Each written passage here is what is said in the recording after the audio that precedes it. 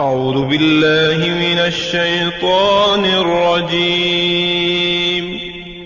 پناہ مانگتا ہوں میں اللہ کی شیطان مردود سے۔ بسم اللہ الرحمن الرحیم۔ شروع اللہ کے نام سے جو بڑا مہربان نہایت رحم والا ہے۔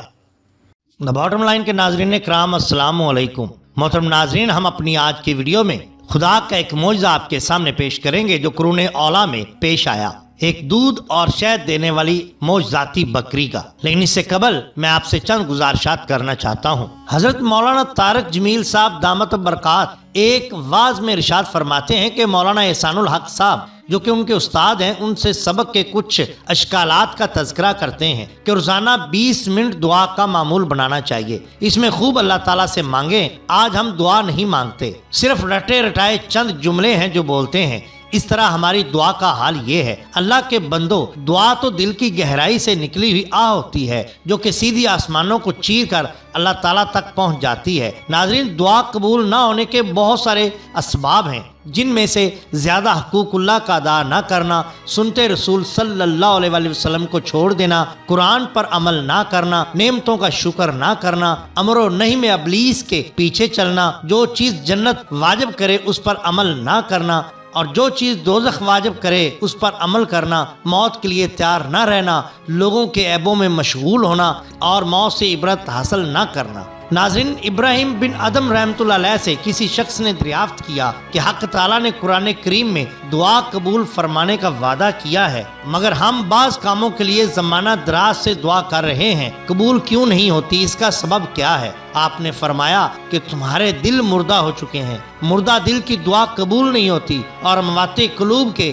10 اسباب ہیں، جن میں اول یہ کہ تم نے حق تعالیٰ کو پہچانا مگر اس کا حق ادا نہ کیا، دوسرے تم نے کتاب اللہ کو پڑھا اس پہ عمل نہ کیا، تیسرے تم نے محبت رسول صلی اللہ علیہ وآلہ وسلم کا دعویٰ تو کیا مگر آپ کی سنت چھوڑ بیٹھے، چوتھے شیطان کی دشمنی کا دعویٰ کیا مگر اعمال میں اس کے پیچھے چلے، پانچویں تم کہتے ہو کہ ہم جنت کے طالب ہیں مگر اس کے لیے عمل نہیں کرتے۔ اس طرح آپ نے 5 چیزیں اور شمار کروائیں۔ ناظرین کرام، دعا مانگنی چاہیے کیونکہ یہ اللہ اور بندے کے درمیان ایک زندہ جاوید تعلق ہوتا ہے۔ اگر ہم خدا سے نہ مانگیں گے تو پھر کس سے مانگیں گے؟ تو ناظرین، آئیے ہم آج کا آپ کو واقعہ پیش کرتے ہیں۔ قرون اولیٰ میں روئے زمین پر کیسے کیسے باکمال لوگ چلتے پھرتے تھے۔ اہل اللہ کو تلاش کرنے والے بھی جہاں کہیں ایسے اہل باطن کا سراغ پاتے تلاش کرنے نکل پڑتے۔ حضرت شیخ ابو الربیع مالکی رضی اللہ تعالیٰ عنہ فرماتے ہیں کہ مجھے لوگوں نے بتایا کہ فلاں شہر میں ایک ولیہ خاتون رہتی ہیں جن سے کرامتوں کا صدور ہوتا ہے، دور دراز سے لوگ ان کی زیارت کو آتے ہیں، ان کا نام فضا ہے۔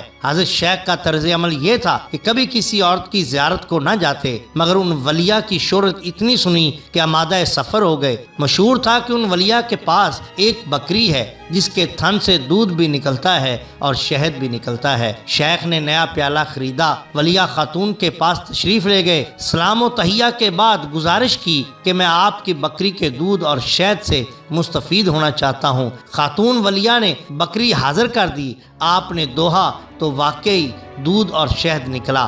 آپ نے پوچھا یہ بکری آپ کو کہاں ملی؟ اس کا واقعہ تو بتائیے۔ ولیہ خاتون نے بیان کیا، ہم نادار غریب لوگ تھے، ہمارے پاس ایک بکری تھی، میرے شوہر ایک صالح انسان تھے، عید الاضحیٰ کا موقع آیا تو میرے خاوند نے کہا چلو ہم لوگ اس بکری کی قربانی کریں۔ میں نے کہا دیکھیے ہم لوگ تو خود غریب ہیں، قربانی ہم پر فرض نہیں، اگر ہم قربانی نہ بھی کریں تو مواخذہ نہیں ہوگا، رب تعالیٰ کو ہمارے حال کا علم ہے، ہم لوگ اس بکری کے زیادہ محتاج ہیں۔ میرے خاوند نے میری بات مان لی اور قربانی نہیں کی۔ اس کے بعد اسی روز ہمارے گھر میں ایک مہمان آیا، میں نے خاوند کی خدمت میں عرض کی پروردگار عالم نے ہم لوگوں کو مہمان کی خاطر و مدارت کا حکم فرمایا ہے، اس لیے اب بکری ذبح کرنی چاہیے۔